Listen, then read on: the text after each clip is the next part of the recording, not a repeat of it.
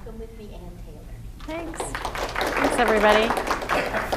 So the first thing I always ask people to do when I give one of these talks is everybody has one of these, and so I ask you to pull it out, and I'm not going to ask you to turn it off. What I'm asking you to do is you can go to facebook.com/ULI Houston or twitter.com/ULI Houston and like us or follow us. So that is a permitted use of your device during this talk. I have a really short video I'm going to play that's just kind of a kickoff. And then I've got a PowerPoint that covers some of the overview, factual information about ULI as an organization. But since it's a pretty intimate group here, I hope this will be really interactive because I do want it to be useful to you. So please feel free to ask me questions, and I want this to be something where you come away with a real sense of how ULI could be part of your professional life, how it could help you in your day-to-day work here in the Houston region. So first off, I'm going to play this video.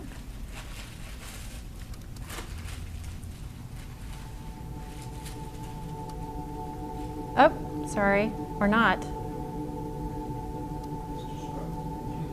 Cities aren't made of buildings. Sorry, this is why you don't let me do this.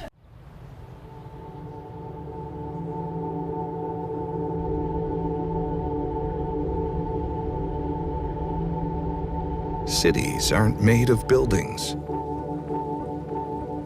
An office isn't made of steel beams, concrete, and glass. And neighborhoods aren't made of streets, houses, and driveways. The most important material in the development of our world is people. Children, parents, teachers, leaders. And they provide the inspiration for everything we do. At the Urban Land Institute, more than 30,000 experts in the fields of real estate and land use volunteer their collective skills and knowledge to help communities around the world thrive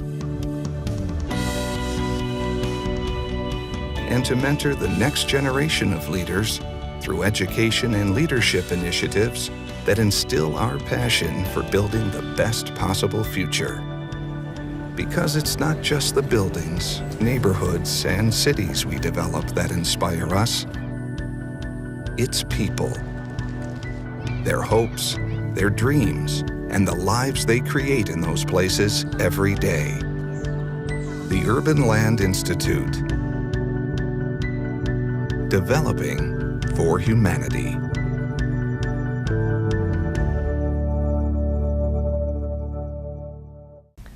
Okay, so that's a little just feel-good piece about ULI, and then I actually have a little more factual information that I want to breeze through really quickly about the organization.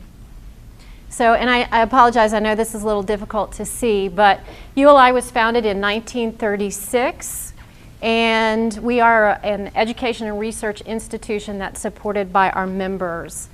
We have now over 32,000 members around the world. So I'm an executive director for Houston and also San Antonio. San Antonio is a satellite of Houston's district council. There are about 52 district councils in the Americas, 14 in Europe, and 6 in Asia Pacific. So I just covered that. One of the things that we started doing in the last couple of years is we've started trying to calculate the value of the time that our members, and I know many of you in this room today are ULI members, so when you come to ULI and you volunteer and you donate your time and your expertise, we started trying to actually track that a little bit and calculate that, which is a very difficult thing to do, but last year it was over $5 million in our members' time and expertise that was donated to communities through ULI. This was a nice quote that President Bill Clinton said about us. And I like that he mentioned Houston. Thank you very much. So again, I mentioned that I work for a district council, and we in Houston have a district council. We have about 1,000 members, and it's a very broad organization. For those of you who are not members or not familiar, ULI touches all areas of land use and real estate, and so our members may be real estate developers or investors, designers, they could be public officials, academics, students. It really covers the whole gamut of anybody who's interested in land use and real estate. But we also have a couple of other types of organizations. The national councils are what we call ULI in other countries. So that's just a little bit different because those are newer organizations. And then product councils really drill down deeply into a specific area of interest for those members. So if you were really interested in housing and community development, maybe affordable housing, workforce housing, there could be a product council just for you and other people who shared that interest. We have 6 areas of focus: advising communities in need, shaping cities and regions, developing excellence through education, driving innovation in real estate and urban development, building sustainably, connecting capital and the built environment. And I would just imagine, and I may be wrong, but I think maybe for this group, some of the areas that would be of particular interest are those: shaping cities and regions, building sustainably, and driving innovation in real estate and urban development. Not that you wouldn't be interested in all of them, but we'll unpack that a little bit. So when we say advising communities, and this is an area I would love to have much more engagement around, I brought some of these brochures. ULI does advisory services, and if I were to say that there was one area where the ULI mission was really enacted, really put to work, kind of where the rubber hits the road for ULI, it's in this area of advisory services. And we actually have somebody in the audience who's probably served on more advisory service panels for ULI, I would bet, than just about any other member, and that's Mr. Zane Siegel. Any other member in Houston, I'll say that. For sure. He is. And so advisory services panels there's a tough land use or real estate issue. Often it's a situation where people are at loggerheads, there's kind of a log jam or a stalemate. Could be a really challenging issue, not really sure which direction to go. And ULI can provide expert, independent, objective advice from professionals who've made decisions in the real world about real estate, land use. Maybe it's a policy question. So it's not academic, it's not theoretical, it's people who really make those decisions every day in their real life, and they are brought together for a very intensive purpose, a very intensive look at that issue. And I would distinguish it from H-GAC. Obviously the livable center studies that go on are incredible benefit to communities. The difference between a livable center study perhaps and an advisory service panel is advisory service panel is much more compressed. It's a very intense, very short period of time, and it's more narrowly focused. And so we've provided ULI advisory service panels in areas where a livable center study has been done, and it's a very, very useful thing to give the panel as information, as guidance to them. But it's slightly different, and so one of the things I would love to do to engage you all is, I won't put you on the spot right now, but I might ask you to think about, things that you see in Houston, Texas, or in our region that would be an ideal opportunity for a ULI technical assistance panel. They basically recruit the panel from the expertise that would really meet the need in that particular area. So every panel is different. They're comprised of a broad spectrum of expertise depending on what the question is. Could be very heavily weighted towards finance, or it could be very heavily weighted towards design, but it generally covers all of those kind of key areas. Zane, did I get it right? Excellent. Okay, keep me honest on this stuff. Shaping cities and regions, maybe one of the things that ULI is known for is providing very high level sort of thought leadership, and there are certain areas within ULI out of our headquarters The Terwilliger Center for Housing is really focused on affordable housing, workforce housing, and how do we meet the need for housing. And it's something that it's really interesting in Houston that, you know, the prevailing attitude for a long time was, well, you know, housing in Houston's cheap, so we don't really have an issue in Houston. And, you know, things are changing. This is a very booming area being rapidly redeveloped, and so, you know, understanding what it means to meet the needs for people at all income levels, there's really a place for that in Houston, Texas, as well as other places around the country. The Rose Center for Public Leadership, that was a center endowed by a gentleman named Daniel Rose, who saw that there was a real opportunity for people who are elected or appointed to office often have a huge impact on what gets built, when it gets built, how it gets built, where it gets built. But they may not come from a real estate development background.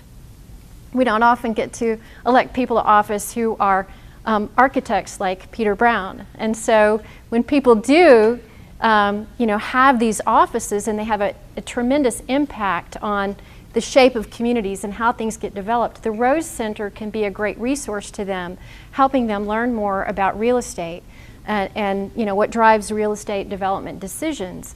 And likewise, for real estate developers, many of them don't really understand how policy gets made. So it can be a resource to the developers to also help them understand the challenges that people in the public sector have. So that's been a really important new addition to the things that ULI is doing, is help bringing the public sector and private sector together to help build understanding. And the infrastructure initiative is a report that comes out from ULI every year, and it looks at kind of the state of infrastructure and critical issues. I want to mention the Building Healthy Places initiative, and I would hope everybody would be sure and take a copy of this report. They're on the tables back there. The Building for Wellness, the business case. I want to talk about the Building Healthy Places initiative because this kicked off a year ago in ULI. And essentially, it was the idea of our chair, our global chair of ULI, Lynn Thurber. She said, you know, ULI is doing so many great things out there and all these members are really active in their communities, but what would happen if we took the combined power of the ULI networks in all these different places and focused them intently on a particular issue? What would happen if we tried to get people all pulling in the same direction? And Building for Wellness, the idea of building healthy places, was the one that was selected. We're now a year into it, and we've decided that 2 years is not enough time to really engage with this critically important subject. So it's actually going to extend for 4 years. And the idea behind Building Healthy Places was the way communities are built, the way places are designed, has a huge impact on people's wellness, their well-being, their ability. We can make it harder or easier for people to make healthy choices. We can make it dangerous for people to ride bikes or safe for people. We can make it harrowing to walk on the streets, or we can make it a pleasant experience. And to really engage the real estate community at a very high level on all of these kinds of issues. But the piece of it that I think is really interesting about ULI, and this is the third in 3 publications that have come out so far, the business case. The thing that I think is really unique about ULI is, and this was explained to me by a gentleman who was the Chief Sustainability Officer for Prudential Real Estate Investments. So he manages a huge portfolio of real estate investments all over the world. And he's also a LEED accredited professional. He's a certified tree hugger. He's a green guy. And he said to me, you know, Ann, I agree with you. I think we should do the right thing because it's the right thing. Whether it costs more or not, that's what we ought to do. But, he explained to me, I invest other people's money. So I have a fiduciary responsibility to those people to make sure that when I invest their money, I put it in the best performing investment I can. So what he has to do is he has to prove that doing the green thing, the sustainable thing, is actually the smart business thing. It's the best investment as well.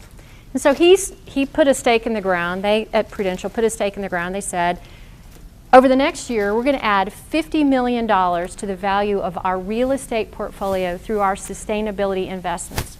$50 million. It was just sort of a wild number, sort of pulled out of a hat, but he decided that's what we're going to go for. And at the end of the year, they calculated the increase in the value of their real estate portfolio strictly through their sustainability investments, and they found they had created $52 million in added real estate value. So they said, that's pretty cool. Next year, we're going to go for $100 million. And he said, and this is, I don't normally get to have these kinds of conversations with people, but he said, to us, $50 million is like a rounding error, but I really think we could create 2% in added value in our real estate portfolio, and for us, 2% is $2 billion. And now you're talking real money, right? So what I like about that, though, is I think for me it was a very eye-opening conversation. And what it really illustrated to me is I think this is the unique place that ULI holds within sort of the bigger real estate development and sort of, how communities get built and how projects get conceptualized and realized, is making the business case for why it's good business sense to do the right thing. And so ULI is going to spend a lot of time and energy actually doing the research on real projects where the developers consciously thought about the impact that doing this versus that might have on the health of the people who lived in that place or worked in that place or shopped in that place. The other thing about this that I think is really important is it's fairly easy to go out to a brand new master plan community out in the green fields and do some fabulous, wonderful, there's some cool stuff going on out there, like farm to table communities where instead of a golf course, the big amenity is a working farm. And instead of having a golf pro on staff, they have a farmer who works with the residents on how to get their tomatoes to grow instead of having tomato plants that produce these teeny tiny little tomatoes like mine are right now. I don't know. Well, that's great, but realistically, those folks have plenty of disposable income. They have great health plans through their work. They can belong to gyms. They can get anything they want, and basically all kinds of providers of services and programs are chasing those consumers. But what about the people who live on very limited means or who live in urban neighborhoods that are redeveloping? So one of the things that we're doing, and this is one of the things I'd really like to share with this group on a regional level, we received a grant from the ULI Foundation, an urban innovation grant, to create a Texas task force on building healthy places. And so we are collaborating with ULI district councils in Austin, San Antonio, and they call it North Texas. We might call it Dallas-Fort Worth, on this Texas Developers Task Force on Building Healthy Places. And we have brought people together who represent a very wide spectrum. So yeah, there's the master plan developers who are doing these big communities, but there's also New Hope Housing in Houston, who builds communities for people on extremely limited incomes. Or we've also brought in Texas Children's Hospital's Director of Real Estate, the Bayou Greenways, the Houston Parks Board. A lot of very different looks at what does it mean to really think about the impact on the health and well-being of people expressed through the way we design and develop communities. So I encourage you to pick up this report. I also encourage you to keep tuned, stay tuned, because we're going to be releasing our Texas Task Force report in a couple of months, and we'll continue to do more meetings, more what the fancy people in Washington, D.C. call convenings. You and I might call those meetings. And one quick question. Are you connected with the Mayor's Healthy Houston Task Force? we are not, but we would love to be able to collaborate with them. So, okay, that's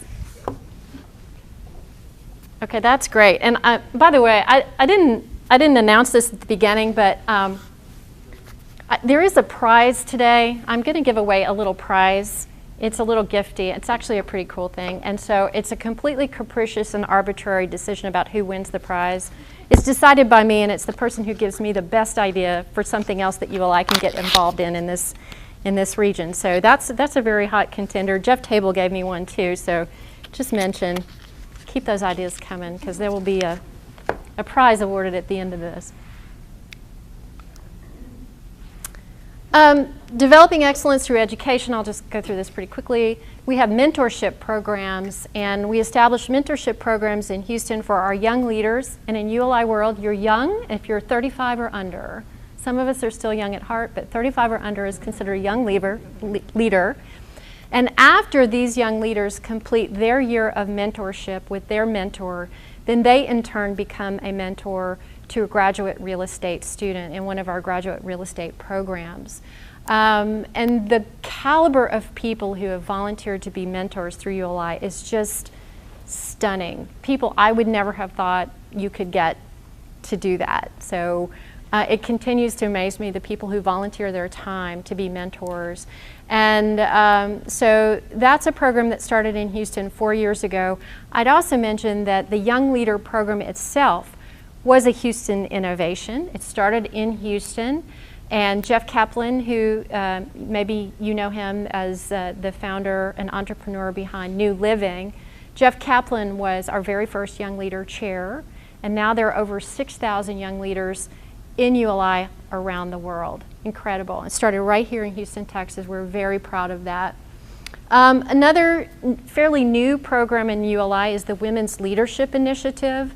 And ULI Houston, our membership is 22% female. And while that sounds pretty sad, frankly, we're better than average. And so we're trying to raise that number. And we have an ambitious goal of growing to 30% female women members. I think it should be at least 50%, right? But 30% by 2018. I think we'll get there and then some.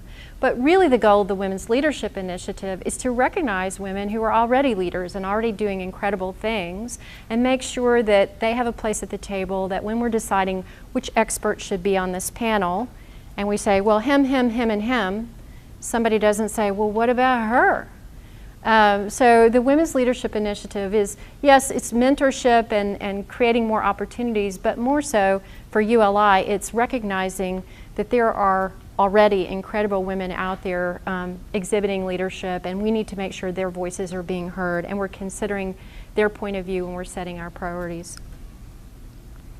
Oh, and just a little side note for me personally, one of the things about working in Houston, in this region, that is so exciting and makes us such a dynamic place is the diversity within our region. And so one of the other things that our leadership would really like to do is to build a ULI that more accurately reflects the diversity within our region, that we as an organization look more like our region looks. So that's also something that we're engaging with consciously and trying to foster more opportunities to increase our diversity. Building sustainably, probably an area of interest to you all. We have a number of initiatives within ULI. The Center for Sustainability actually runs the Greenprint Center for Building Performance, and that's an organization of organizations.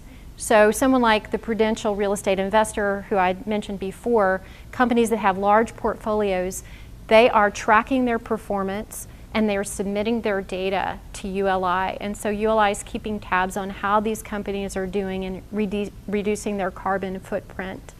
And one of the things that's important is they all measure their performance using the same yardstick. And so that was a comment that I heard from one of the ULI Greenprint members. He said, since the invention of the abacus, we have had a way to measure things that people could generally agree upon. And we ought to be able to do the same thing about our performance in our sustainability investments. So that's a very important one. I would like to mention to this group, keep this on your radar. I know the Shell Center at Rice University is going to be very involved with this, but this coming October, there'll be an energy efficiency in buildings laboratory conducted in Houston. The World Business Council on Sustainable Development, the U.S. Business Council on Sustainable Development, and a number of other wonderful organizations, including ULI, will be partnering on this energy efficiency in buildings laboratory. It will be the fourth one of these to be conducted. The first was in San Francisco, then they went to Shanghai, most recently they were in Warsaw, Poland, and in October they'll be in Houston, Texas.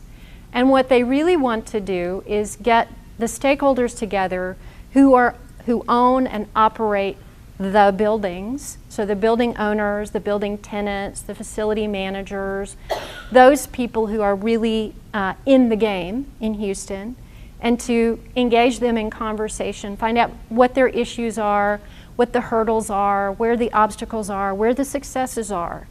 And then engage really high-level technical panels, I mean people who truly have the technical expertise to engage around these issues, and on the third day to come out in a plenary session with recommendations on how Houston, what concrete actions can be taken, what concrete commitments could be made to increase the penetration or to make energy efficiency in buildings more widespread within our Houston region. I think it'll be a really exciting thing to have happen. I know our friends at Rice University are going to be helping to conduct some market research to help just kind of level set what the state of play is in this region. Where could we get information to follow up on that and to know more details about it? Probably the best place right now would be to contact me, because we'll be coming out with more public information very soon. And right now what we're doing is making sure we have the right casting our nets as wide as we can to get the stakeholders that we want to invite to come in and just give input to the technical roundtables and give input to the people who will be conducting this laboratory. So follow up with me, definitely. And the Urban Resilience Program is very new within ULI. After the advent of Superstorm Sandy, I think it really got the attention of some people who might not have been paying as much attention to some of those issues as they were before. We in, the Gulf Coast, we've been very aware of kind of these issues. But so the Resiliency Center, ULI received a grant from the Kresge Foundation, and the grant is going to help ULI fund more programs on looking at issues of resiliency and how cities become more resilient. And so we're doing things that are run the gamut from, in Colorado, they're actually looking at communities along rivers in Colorado because of the flooding. Obviously in California, they're looking at drought. And we have the opportunity to participate in some of these activities, and I'm going to put a plug out here for all of you. What I need is for members to come to me with a great idea that we can propose to the ULI, to the ULI Foundation, for how we want to engage with this work right here. I mean, obviously, with the petrochemical concentration that we have, with the Port of Houston, with so many issues that we have here, making us vulnerable to climate change and putting us at risk of as not being as resilient an area as we could be, I think we could propose something that would be really compelling. But that's one of those areas where I'm looking for good input from people. And so if people want to get more information about what the ULI Resiliency Program is and how we can play here in our region, I'd be happy to share that with people. Connecting capital and the built environment, we do a study, ULI does a study every year with PricewaterhouseCoopers, just kind of looking at emerging trends and really looking at where investment and finance is going. And Houston was the second best market in the world, according to the Pricewaterhouse study last year. So it's at times like these I'm always reminded that Abraham Lincoln delivered the Gettysburg Address without using PowerPoint. Martin Luther King did not have a PowerPoint presentation when he Unfortunately, I don't have the speaking skills of either of them, but it is possible to really give a good talk without using any sort of audio visual. That's okay. I'll talk about this because I want to be mindful of your time too. Driving innovation. So we do an awards program at ULI, and we do a number of them. And one of the things that we want to do at ULI is catch people in the act of doing something right and hold them up as an example for others to emulate. So the J.C. Nichols Prize recognizes a lifetime of achievement and true visionaries. So Gerald Hines received the J.C. Nichols Prize. Amanda Burden, who is Director of Planning in the City of New York when they did the Highline Project and many other wonderful parks projects. Amanda Burden is another one who's received the J.C. Nichols Prize. The Global Awards for Excellence and the Open Space Awards.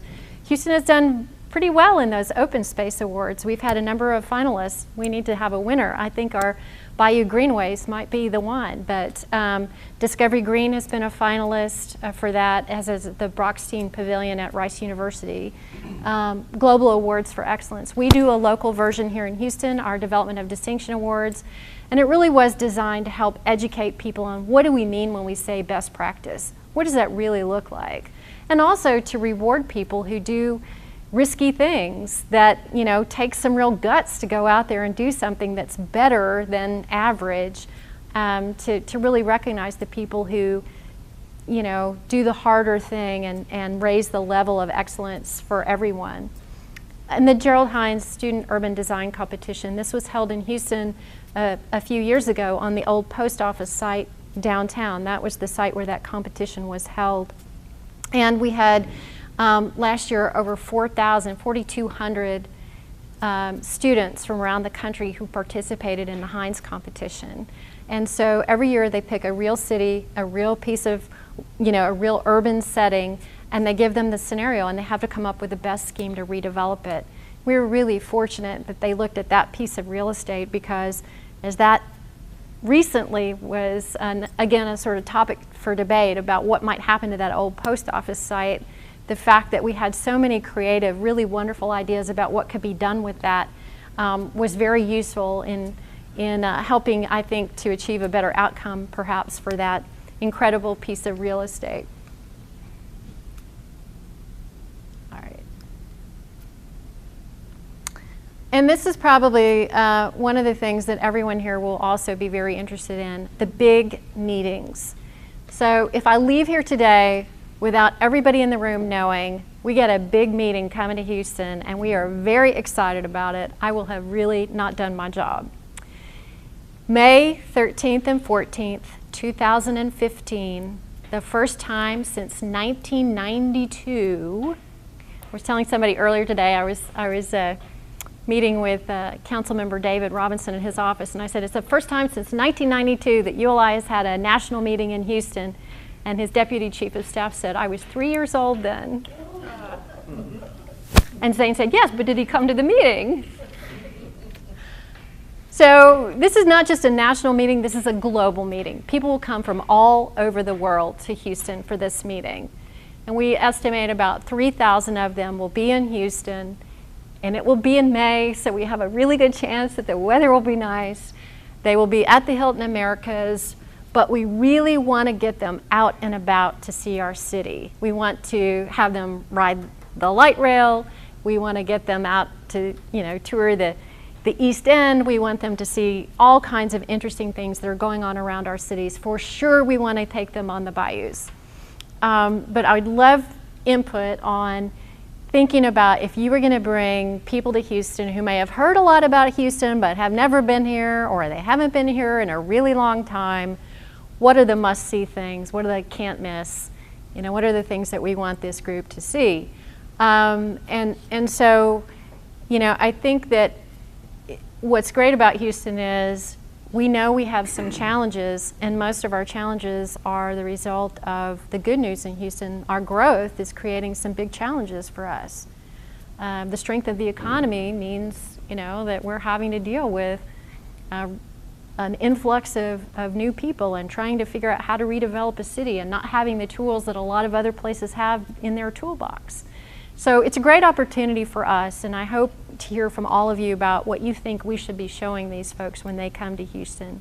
A very short window of time we'll have them, but we're very, very excited about it. One of the key, I think, hallmark publications out of ULI is our Urban Land magazine. Members get it. It's a great place where we can advocate best practices, publish case studies, and again, next year, there will be special issues featuring Houston. So it's another great opportunity to show off, our region for a global audience. So that's all I had in my prepared presentation. And so one of the things I really did want to get from you all is a little more of an interactive conversation. We just have a little bit of time left. One of the things that is so new, it didn't have time to get into this sort of canned presentation. But again, you all might be interested in this, and it is an outgrowth of our Building Healthy Places initiative, and it is the National Association of City Transportation Organizations, NACTO. I hope I'm saying that right, people. ULI has endorsed the Urban Street Design Guide from NACTO. And so our CEO released a press release that ULI had appointed a commission to look at the urban street design guides, and ULI has endorsed that. And they actually did it under the auspices of our Building Healthy Places initiative. But one of the things that we're hopeful it will do is help us further the dialogue about how building, I think the tagline from our CEO was great streets create great places or something like that. But that dialogue between those who are designing the public realm and the private real estate developers, and how we have a healthy interaction between them so that we create better places that are better for people no matter what their method of transportation is. And so that just happened at the end of last month. And I'm certainly not the expert on that, but I wanted to put that out to this audience that we're going to have more programming around that, and there's more resources about how to engage sort of with ULI on those policy issues. So that's, Can I have a question? yes ma'am. As far as building around this, since the urban land needs to keep everything involved with low-income housing, low-income neighborhoods. Yeah, absolutely. And through our Terwilliger Center for Housing is one of the key ways that we do that. We've also done a lot of work with Enterprise, which is a nationwide developer of affordable housing. And so we do a number of things. There's also an awards program that recognizes best practices in building housing communities for people on very limited incomes. And so there's a huge effort that's through ULI to advocate best practices and to also study policies which make it more difficult or easier to build housing for people at all income levels. So yeah, there's a very active group within ULI. Thank you, Ann.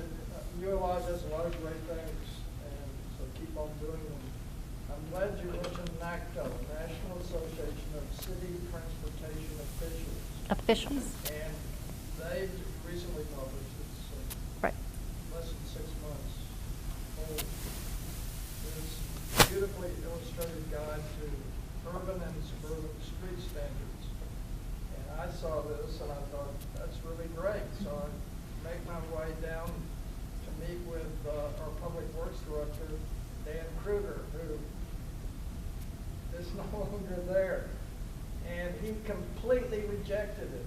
So what I think the ULI chapter here could do is let the mayor know and key council members and Andy Icken. And I bought 12 copies of this. I handed them out to Icken. I said, this is what we need to have as a standard for Houston and other municipalities in the greater Houston region. If you like it that much, you need to really put some pressure on, it's all about smart development and less pavement and complete streets and safer streets and that sort of thing. That's right. So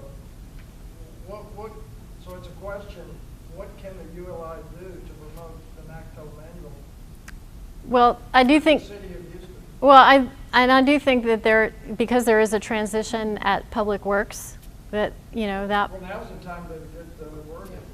And so we have a director of policy at ULI headquarters in Washington, D.C., Sarah Jo Peterson, and I actually let her know when I saw that there was going to be a transition at Public Works when that article appeared in the paper. And I said, this might be an opportunity to engage in dialogue and to raise the issue again in Houston. And so ULI, we have made the offer that because we are a nationwide network, we have the opportunity to tap into people in all kinds of different places, whether they're developers or public officials or whatever they might be, who've had experience with it. They've kind of lived through it, and they've learned the lessons. They've said, this is a great way to do it, and it doesn't cost extra money, or we did this and we wish we hadn't and we would do it differently next time. We have the ability to kind of bring that experience to bear because we are not just a national network, but a global network. And so, yeah, I think we are very much willing to do that and be of service in that area. So I think the answer is we're ready to go. Well, We're willing. I would put it, I guess I would like to know whether whoever your policy director is would write a letter to the mayor and Andy Aiken and say Public Works Department needs to embrace these standards as appropriate for Houston. Well, Not all of them, perhaps. Well, and I think that probably the thing they would do is that we would say that ULI has endorsed these standards. Yeah. And so, one of the things that I do get asked from time to time at ULI is, why won't you join our letter writing campaign to this, why won't you, endorse this or that? And so one of the things that we at ULI, and this is not a case of that, I think this is very appropriate for ULI to be engaged in that conversation. But because we are a 501c3 research institute, we don't lobby and we don't advocate specific pieces of legislation. We're not a PAC. We don't endorse candidates or make political contributions. And sometimes that frustrates people who would like us to wield our influence in a very specific direction on a specific piece of legislation or ordinance or something. But actually, I think for ULI, it gives us a position of objectivity and credibility so that, when ULI does express its opinion about something like urban street design, it's coming from a place of we're advocating best practice. I have a question for you. Is or to what extent is ULI involved with any of the mobility studies that have been ongoing? I don't know that we probably have members who are very involved. And I will say this, that one of the most powerful things that ULI can do is we convene people, we get them together to look at an issue.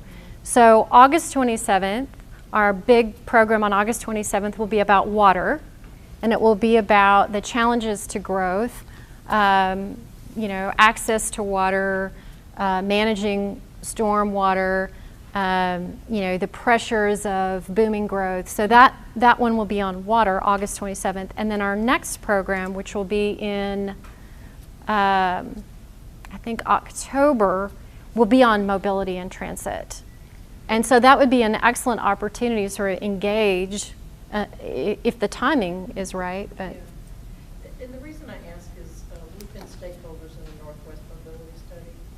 I don't know if anybody's heard what's going on, but we agreed with most of the recommendations that affected our area, but we had a real groundswell of opposition to one in particular. And we're being caught in the middle between the community, the planning, and public works. So how it works for the community and moving cars through it, and it's a struggle. Well, again, I just think that if there's a place where ULI, the piece of it that I think that ULI can provide, maybe is best able to provide, is that perspective of the sort of business sector, sort of that, and hopefully it's those who are really committed to best practices and really doing things that are a benefit to the entire community. And so that might be a place where, ULI could engage in that conversation. And one way that could happen, and this is something that is a more general opportunity, ULI does advisory services on a local basis also. They're called technical assistance programs. And they're much smaller focus, much less money. There's a little cost involved, but it's basically just the cost of putting together the research and the report. It utilizes local experts, so you don't have to fly them in and pay, for all their meals and hotels. But it could address a topic like that, or anything that comes up that doesn't require national expertise, but that requires an objective look at something that's not the local citizens, and it's not the traffic department, it's not public works, but it's just people who have background brought together 2 days, maybe 1.5 days, and can look at something focused. And that's something we need more of in Houston. That's in there too. Good, very good. And thanks for the plug. Yeah, actually, and I would just quickly add, sometimes it's not even that it doesn't require national expertise, it's that sometimes local experts are chosen because they will have more credibility in the local market. We would rather hear from somebody who knows what it's like to live and work in Houston than fly somebody in from San Francisco or Seattle, or someplace. So it's not always necessarily that we don't need the national expertise. Sometimes the local expertise is actually preferred for that reason. I'm just curious, you mentioned like the Prudential company with a big real estate portfolio. Has ULI ever worked with, I'm thinking public sector groups, like school districts have a tremendous amount of real estate and a big footprint in an area, Yeah. and so forth. And we work with them a lot in my firm, so my sense is they can build buildings and maintain them, but they don't really grasp what sort of footprint they have and what potential they have and how it might integrate with the community. So I was just curious if that's ever been something that's... I think that is a wonderful observation, and one of the things that I would love to see is ULI get engaged in more advisory work for kind of nonprofits. If you think about a school district or some other nonprofit, their mission is to educate kids. That's their mission. And if they can make smarter decisions about their real estate assets, then they conceivably would have more resources to devote to their mission. Whereas at ULI, our mission is to promote the responsible use of land and leadership in building sustainable, thriving communities. So if our members are doing what they do, they could help support those people achieving their mission. I would love to see more of that happen. Where it happens right now for us mostly is a school like Berry Elementary School, which won our ULI Development of Distinction Award. It was such a wonderful story of a school and the impact of a school. If you think about, realtors, if you're looking for a home, one of the most important things to you is what's the school district like?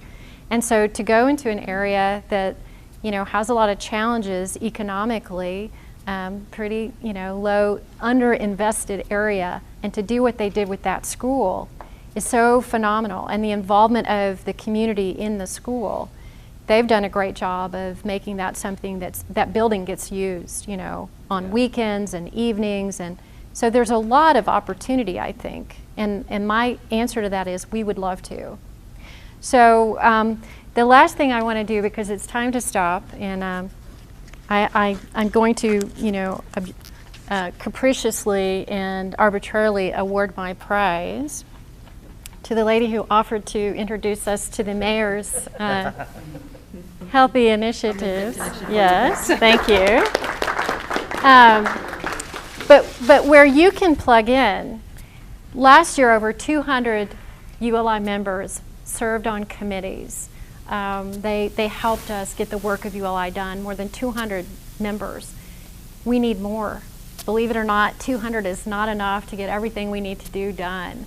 And so I really do encourage you, especially if you're part of a public agency, a nonprofit or public agency, the membership cost is half price. off what people in the private sector pay. Encourage you to come to the meetings, find a place where you can plug in. There are a lot of opportunities to volunteer. Building Healthy Places is one where we want to start a group that just meets regularly to look at the issues of building healthy places. We want that to be ongoing. Resiliency is another where we really need to bring people together who have the expertise on that. But there's a lot of different areas where we need your input, and we can only be as good as sort of the opportunities that are presented to us to be of service. And that's what we want to do ultimately, is to be of service to this region. That's it. Okay. Well, on behalf of the Houston-Galveston Area Council, we want to thank our presenter. Thank